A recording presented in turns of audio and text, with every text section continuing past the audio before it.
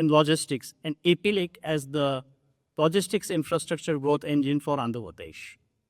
Andhra Pradesh is uniquely positioned with three major industrial corridors, 974 kilometers of coastline, and a strong multimodal potential. The creation of APD as a central logistics company offers an opportunity to institutionalize logistics infrastructure delivery through robust PPP frameworks, integrated planning, and innovative financing. Today's discussion will explore four key dimensions: collaboration models that can guide strategy, synergy among public and private players, risk-sharing frameworks that ensure bankability of the projects, and financing strategies that keep fiscal prudence intact while unlocking private and institutional capital. So let's begin by hearing from our distinguished panelist who brings both policy and execution experience in logistics, infrastructure, finance, and DPP structure. So I basically will have 45 minutes. So for each panel, we'll have around 8 to 9 minutes of easy talk. I ask around 2 questions. So first we start with Sri Krishna Babu IAS, Special Chief Secretary, Transport and Roads and Buildings Department in the Government of Andhra Pradesh. Sir, given Andhra Pradesh ambition to become a logistics capital, what is the vision of the state to form an integrated logistics company, AP Linked? And when you're forming the integrated logistics company, investors often look for predictability, scale, and returns suddenly.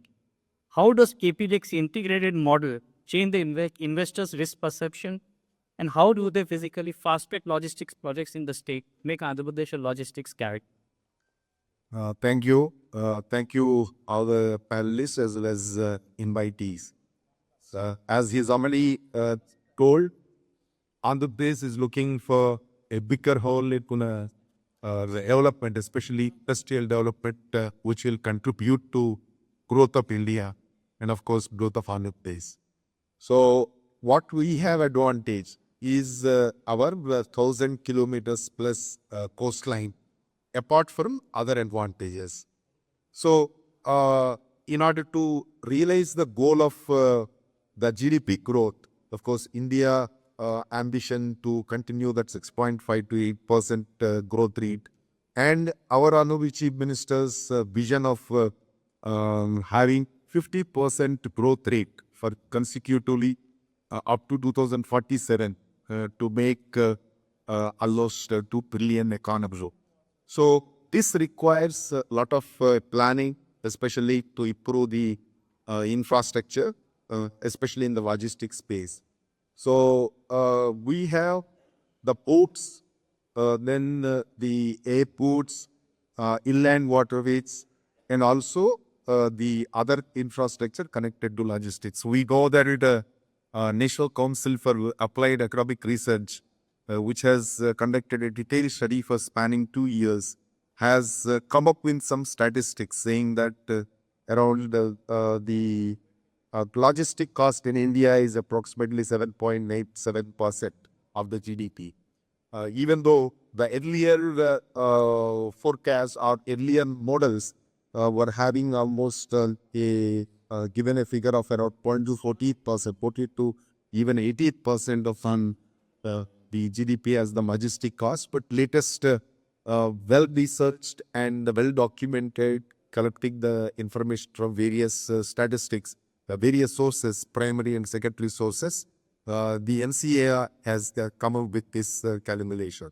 So even though theoretically we look to be almost similar to what China is reporting, what US and Europe are reporting, China is reporting around 70-80% of the cost, GDP as logistic cost.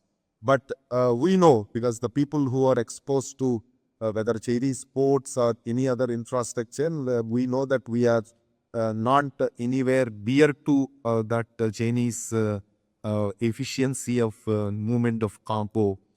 Especially when I was the chairman Vizag Port Trust for 5 years, and also worked as the chairman of Paradeep Port, the Kavadapa Haldia as well as New Mangalore. So naturally, when we visit the ports in China, their vision is when the ship is sailing off, so my last wing should be out of my backyard. So that is the kind of very fine the movement, the cargo movement, all that is planned. So what we are now doing, actually, Andhra Pradesh, we have the operating port, one major port and 5 non-major ports in operation. And also we are developing 4 ports on greenfield ports, 3 by the state government, 1 by the private proponent. So these 4 ports himself, there is an investment of around 20,000 crores. So the state government is investing almost 50,000 crores in greenfield ports, 3 greenfield ports at Mulapeta, Machilipatnam and Damayapatnam.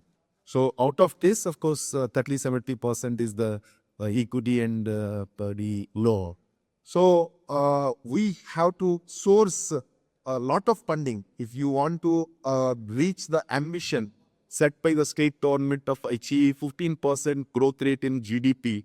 Naturally, a lot of investment need to go in ports, railways, the national highways, road network, and the inland waterways as well as airports network. So naturally, we cannot do entire thing on our own. So what we are planning is to develop the core infrastructure by the state with the budgetary support and other financing mechanisms, and then inviting the PPP partners to take up for development of the projects. So naturally, unless the state governments put the critical core infrastructure in place, I don't think it is possible for any private investor to come and take huge risks involved in these kind of projects.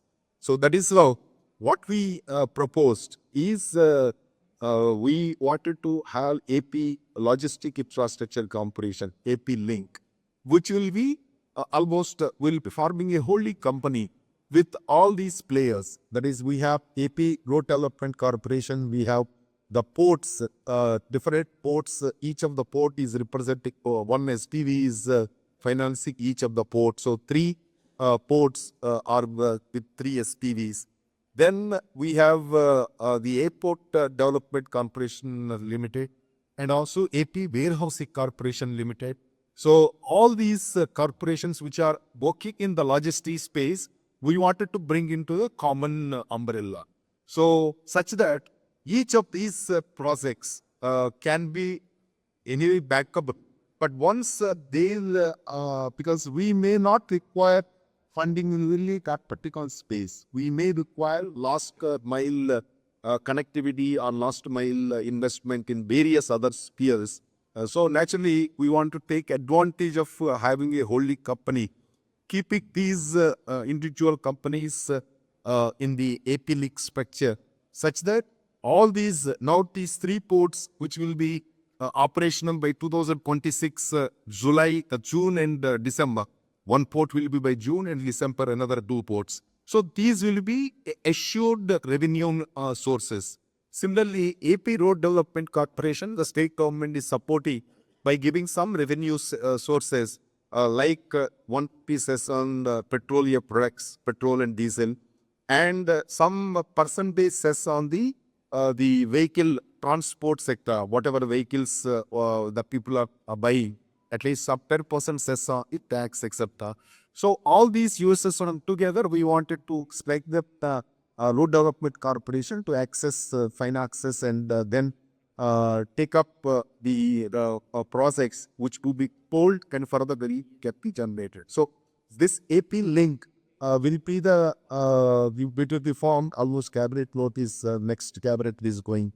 So once this is formed, we wanted to bring all these logistic players into that space and raise the resources, develop whatever are required for taking up this further.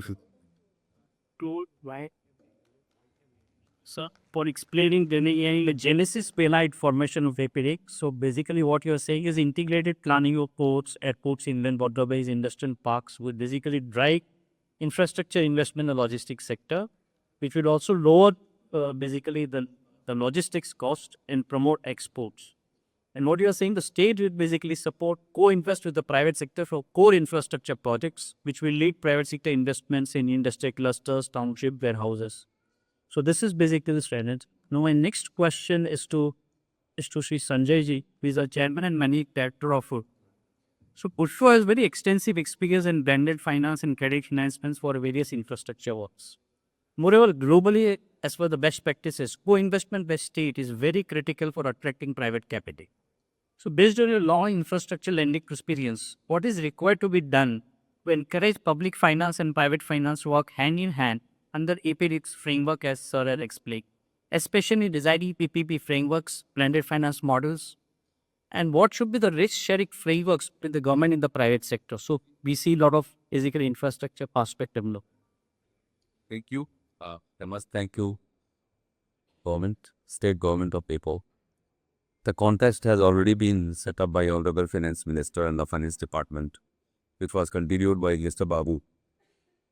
We all understand that PPP has been a big buzz in the infrastructure financing from last so many years, and lot of models are evolving, in lot of players are emerging. But finally, what an investor would see, if at all a private investor or public investor, so he needs a confidence that whatever he is putting his money, the money will come back. Second, he looks at what kind of add-ons he will be getting. And third is the policy framework, and the fourth is the legislative structures. So I think the government of AP, as Honorable Finance Minister has said, had already started working on the policy framework, the legislative framework. And Mr. Babu has continued that they are going ahead with the trunk infrastructure for which the state government is taking the responsibility. I think the state is working on the lines which is desired by the investors. A lot of investment has already started coming, and lot of land monetizations, lot of asset monetization. And since AP as a state has lot of natural resources starting from the coastal line, and a lot of logistics had already been developed, and a lot of logistics are already on the plan. So lot of interest are there. The state is converting all its challenging into the opportunities. Investors are taking a confidence into the investment. But at the same time, if you see the earlier definition of the PPP, that the public is there and the private is there. Now, I think second P, that is the private, it is also public, because finally the private sector industries are also taking money either through the mutual fund investment or social security bonds or something like that. So it is not only private, it's public and the asset is for the public. Only thing is that we need to pay value of our resources. As a country, we have seen government of India has continuously working on the capital expenditure because it will become the leverage of the economy. And the way our economy is growing 7-8%, continuously beating all records, and the way we are fighting to call the uncertainties and the challenges that putting across by the world. So I think I'm sure that every state will come up with either Swarnim kind of everything is associated with the investment, and investment is associated with the returns. So we have to prioritize our investments. Cutting across the line, we have to attract the investors. It may be public investors, or maybe international investors, or multilateral investors, or domestic investors, banks, financial institutions. But I can tell the house that money is not a problem. Only thing is that the confidence, the comfort, the return, and the framework. These are the four things that the investor needs to take. Thank you, sir. So what do you say frameworks and project bank committee will give confidence to the investors or returns we are looking at? Basically, for PPP, you said the other private part is also basically consists of investors from the public at large. Basically, ensuring returns basically both public and private sector, which essentially has public money, needs to be ensured. Thank you, sir. Now, I would ask Srimati Geeta Mohapatra, who is Chief Executive Officer for Hassan Mangalore Rail Development Corporation. Rail connecting is very vital for integrated logistics.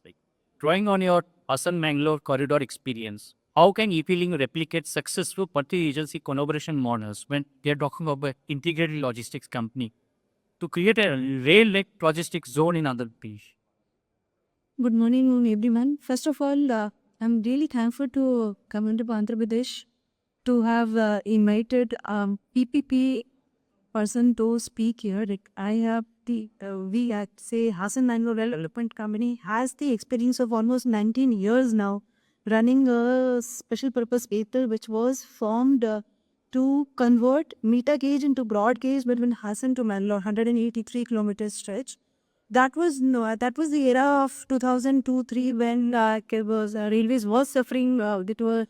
Was cash strapped, and it really needed support from state government and strategic investors. So this company was set up, and a line which was not operational for almost 6 years, that became operational within 2 years, thanks to the SPV that was bought. So with a very just a short brief before I can say that how the experience of HMRDC, that is the show from, how the experience of HMRDC can be useful for setting up integrated logistics parts or integrated railway link in Andhra Pradesh. See, as already Honorable Finance Minister has said, and the context has already been set up that there is a huge debt in Andhra Pradesh, and the need of the hour is to get more and more private finance participation. According to me and what I have experienced, I don't think resourcing finance is such a big problem.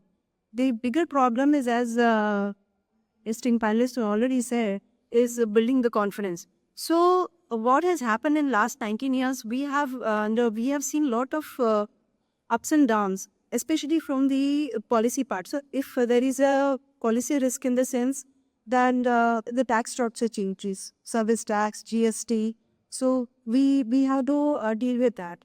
Then suddenly the iron ore exports have been banned. So the demand goes down. The whole purpose of setting up, doing the gauge conversion was to reach a 6 million tons approximate movement of freight, especially iron ore, export iron ore. But that vanished for almost 12 years. So how does a company or this PV go through these kind of uncertainties? That is very important. So that is one kind of recent demand risk, that you introduce a lot of passenger trains in the same line. And once you introduce, you cannot change that. That is again a very publicly sensitive matter. So that is another kind of risk that the company has to face. Then comes the dispute resolution. So now we have certain disputes with the the stakeholders, say how we get tax access charges from the railways. So but there is no body which resolves those disputes. So if we are planning for a multilateral agency to come together and to come together under this AP link and develop leaks in Andhra Pradesh, we have to keep in mind that one, yes, the finance will help, but second, the most important two things will be they have to get some operational and maintenance flexibility in operations, which the SPVs may not be having right now. We are completely dependent on railways for maintenance as well as core operations, which actually makes our cost really high, which is almost at the range of 70% to 80%, some range touching 90%. So one is giving them the flexibility. Second is we have to have a regulatory framework which has to be very neutral, which has to ensure that the modes of transport are having equal access, and if there is a dispute, that should resolve as soon as possible, as neutrally as possible. That is, and if there is a greater market slump or there is some other kind of international price fluctuations, then that is somewhere the government should be there to support by giving some kind of revenue guarantee or some sort of floor pricing like that. So I think according to it, that is the step forward. Thank you.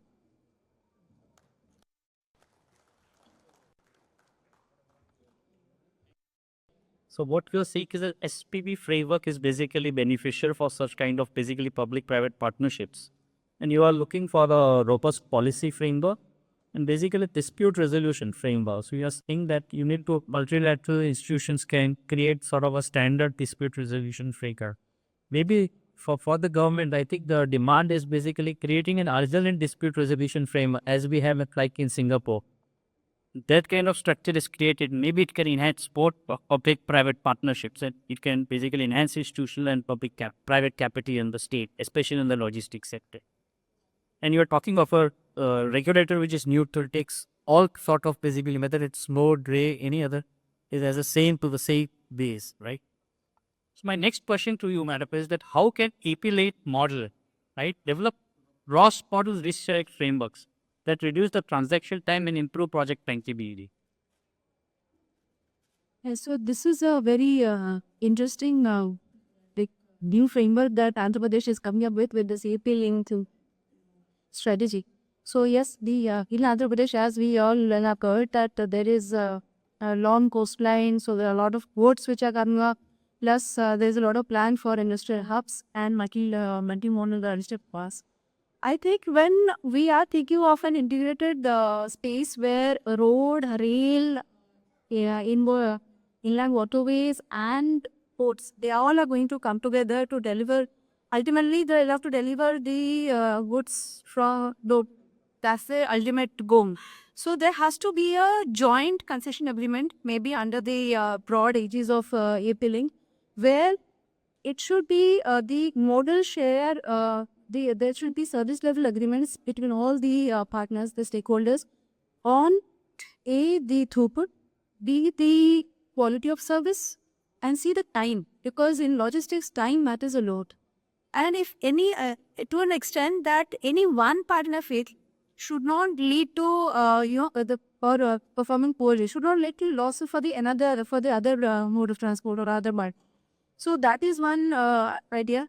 And then we also have to see how the risks have to be allocated, because there will be like trade side to price, there will be demand price sometimes, international prices, or even there will be the risk of interface, like synchronizing the timings. Like when, as sir has only said, how the 𝐬𝐮𝐬𝐿 Chinese scopes. So when the goods are delivered in by one mode of transport, which should be exactly picked up by the other mode of transport, and there should not be delay between them. And then in the digital era, we also know that each mode of transport has their own digital interface. So how they all should be linked together, like the ULIP under the National Logistics Plan, the Unified Interface program. So that is how so that if the vision can be that a customer has to just pay one, like in the beginning, in the first mile, and his goods should be reaching the last mile without having to again approach any other mode of transport or for pay for anything. So there should be complete digital integration. Then that is one, it will be a big boost to the customer conference. And one of these environmental press that the government has to support. If there is some environmental or like cyclone or something, that is somewhere the government has to also pitch it to give a revenue guarantee kind of thing. And again, not to at the cost of reputation, the regulator will play a very important role, as we have seen in the European railways or in the UK governments of rail and road. They ensure that no, even there, the state players are also there along with the private players. It's a localized kind of a system. It's not that only one player is there. But that is possible only when the regulator is neutral and the access is not giving any undue advantage to one type of mode of transport over the other type of mode of transport. So if these things can be kept in mind, then I'm sure the AP Link will succeed, and Swarna, Andhra Pradesh, this months will be achieved. Thank you. I think there was a very interesting insight, right? So to have a bottle concession agreement for roads, for rails, mainly for ports, but when you're talking from a customer-centric perspective, right? How do you integrate this? We're talking of an integrated logistics company. How do you integrate from a customer viewpoint? Basically, they are asking for a warehouse. How do you integrate from the port infrastructure to rail infrastructure to road infrastructure? Because basically, goods which is passed up to all modes of transport, the output-based context is join all the departments. I think that is basically the idea behind creating a single logistics company. But even from a concession viewpoint, you should see that how this entire gamut of basically the port part, the rail part, the road part, even the warehouse part, so that when you are talking of a goods basically shipped from first mile to last mile, it takes into consideration all the modes of transport. How the output base is not suffered because there are different agencies attached to it, right? I think this is a good insight to should work on its own basis. Thank you, Peter. Now my next question is to Rajendra Kumarji. is a maple ficus nest 𝐊𝐫𝐢𝐬𝐡. Sir, LHA has successfully operationalized basically various models, ham model, hybrid embedding model, the thought model, INVIT models. So which of these models you think in your opinion or in variation of other models, because we are talking about logistics infrastructure, you believe can be effectively adapted by appealing for logistics infrastructure? And partnerships here. So the journey of NHI is a kind of a laboratory for peaceability conference. So we have been through the entire gamut of conference. And a lot of learning has gone, which has been impacted upon police abroad. Essentially, another thing that we have to get when we get to session economics, or thought the balance of this, risks could be owned by those entities that are best suited to that person. So, if you put ugly risk or uncertain risk on the agency that is not geared up to their things, if the contracts we have several problems. The original iteration of BOT we had these issues. Here we did not have proper forecast to go at the future 13 years. We have referred the private sector to take the revenues. The revenues, whenever the revenues are veered away from the expected path, there has been not actually very large concessions. Not the first period. Down visit the thoughts, but it's also that.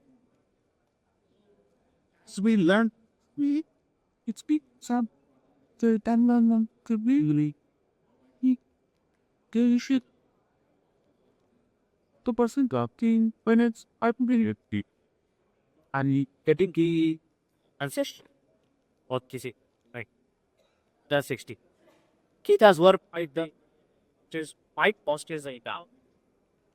And so we have come back to the new Tiru. Yeah. Then in our yes, to go a passport project. So where we have after extrinsic concentration at the rapid model this direction is upon it carries a large variation picture very we have incorporated box where insertion granting authority that is government to step in. If there is a department it about the traffic as increased and capacity has fully utilized. Again, government has built the process to buy that so that whoever is coming is very much aware of what risk is. Plus, we also have got auto plan it ammunition and so that the enders on this thing happening mixed as a positive. I think this is a modern military era and here we have to cross we all the stakeholders in that constituents that will that would do a lot of investors attempt the action to use. Plus, you also created a logistics management could be under the national right foundational company, which looks up is multimodal logistics for the wayside and was optical fiber. So a whole cap of these things have elevated that the directory it is in the Ministry of Border Inspector, where a lot of coordination has got to set of them all the stakeholders. Now, one good thing about an AP logistics like all key stakeholders like boards, books are initial emergency after so that where it does only not two things we came to coming given more seat and the one is robust rest on the concession and the institutional one and this we had the second one is the point more tribes uphold the scientific history of as we have to point the biggest issue the lot of conflicts arise on the depression. So in March, as well in the days on the experiments as this, the actual bikes on it is not us, is 𝐊𝐵𝐸𝐴 and 𝐒𝐚𝐬𝐴. Not here extensively consignation net. So not yet 3 export panels. That's Building. And the artificial intelligence. Areas of the artificial intelligence.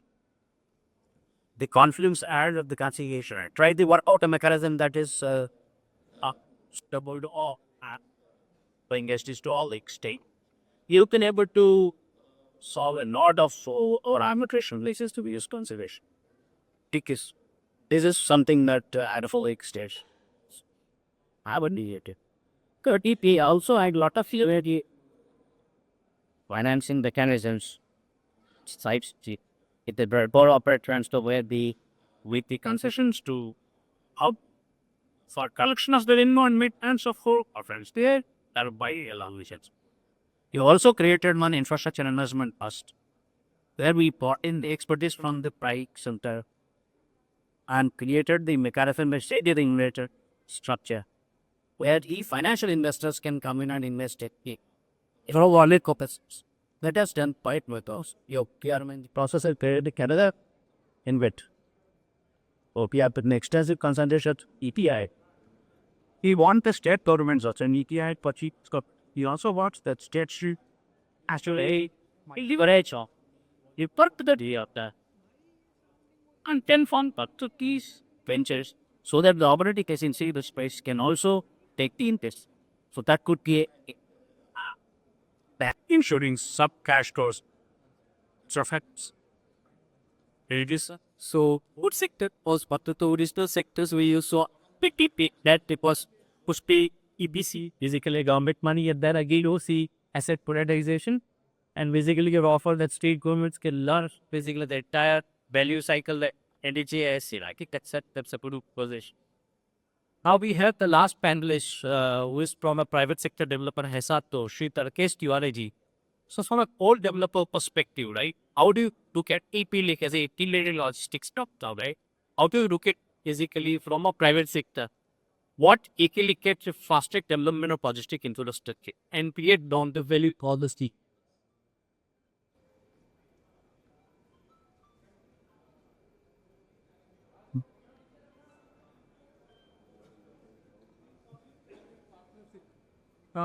Especially in the infrastructure sector, which is basically in the logistics sector we had.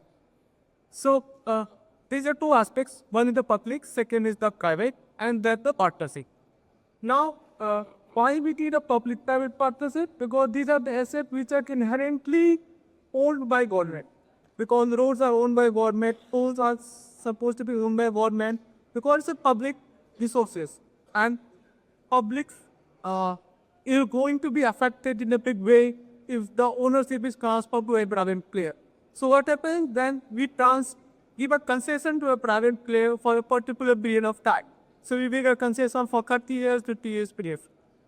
Now, if we see from the private sector perspective, there are different models, obviously on the port side. And the most common model, and port is one of the sector where PPP has been very successful. You can see all the non-major ports handle roughly 42% of the total cargo in India, and these are developed by PPP model completely. Major ports are also initially developed by government, but later on switched to the private force on PPP basis for organization and enhancing of the capacity. So private sector and the PPP model have been very successful in the overall context in the port sector. And if you see the value creation side, it's created a lot of value, especially the non-major ports, because of the flexibility which private players got in those projects. There are many listed port companies which have created a lot of value for their stakeholders. Port now it's operable, most of the ports in the world, and the quality of infrastructure going forward is increasing, enhancing, and it is becoming as good as anywhere in the world. Now coming to the valuation side, major players, somehow private players are not able to create value asset in the kind of shareholders value creation.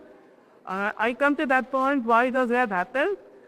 Because if you say any investment, there are two aspects. Then in the X sector, in the port which are only done in the courses, both risk and returns are very high. And what happened that initially when concession are awarded ports on their own, I think it's the only state government which has done so far, and I applaud the AP government for doing that. Creating three critical reports in such a short span of time is a big achievement. And now the issue is how to create value out of that and how to develop these ports in such a manner that both the shareholder, that is public, as well as the private players, gets full benefit out of that. That is something we have to see and work it out in a manner that it is good for everyone. Now the risk has been taken by public. They have already invested, created basic infrastructure. Now private player has to work in a manner so that they augment those infrastructure. They create additional infrastructure which is required considering the change in the dynamics of the industry as well as the dynamics of the economy, how the economy is changing.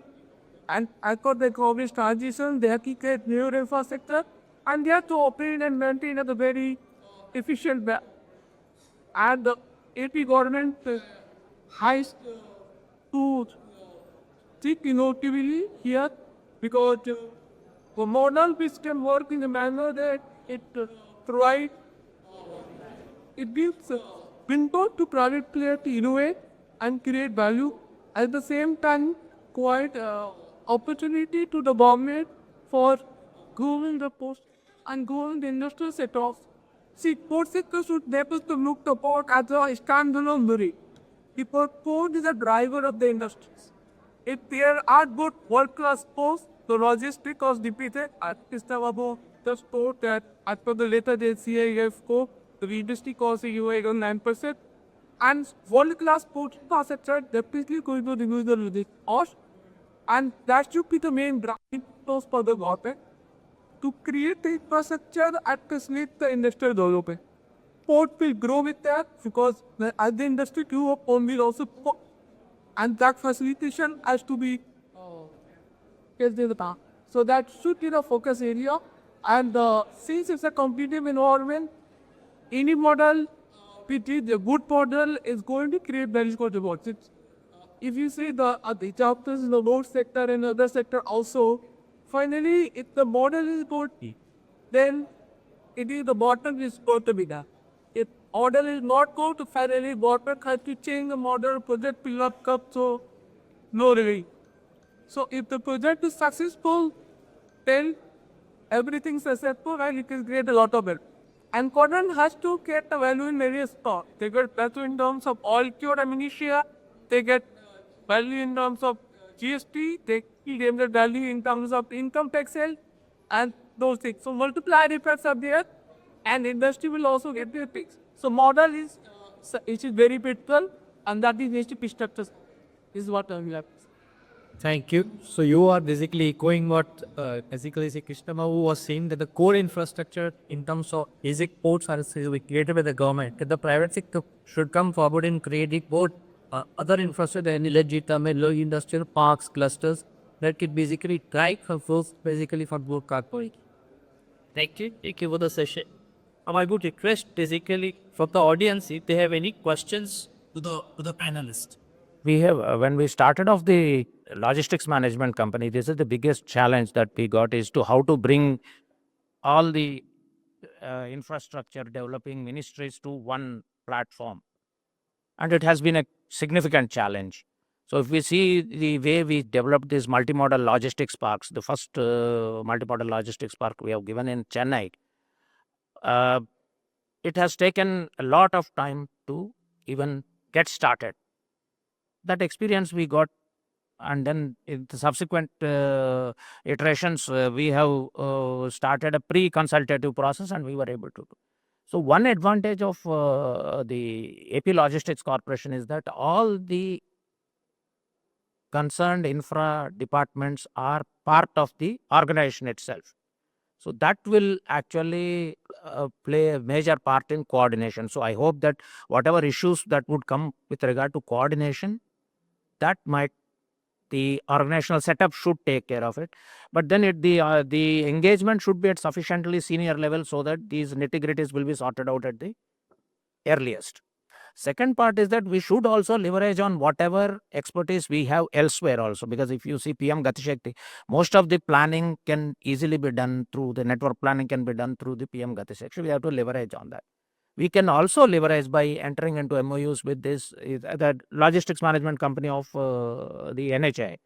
It has done significant work in planning these multimodal logistics parks and how to leverage on the regional economies through the network model. Means now we are looking at a corridor approach. We are looking at an economic nodes approach, even when we are planning our roads as well as other infra projects.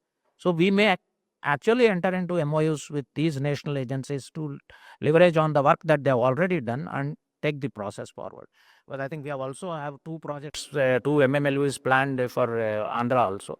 So I think we can also leverage on whatever and synergize with whatever the work that we are doing there. Second, we should really think of engaging with NITI Aayog in these new forms where we are creating these InvITs, the new financing arrangements. State governments have a lot of assets potentially which can be monetized. I think an integrated approach and consultation with NITI Aayog and Government of India actually would give us a better dividends in this.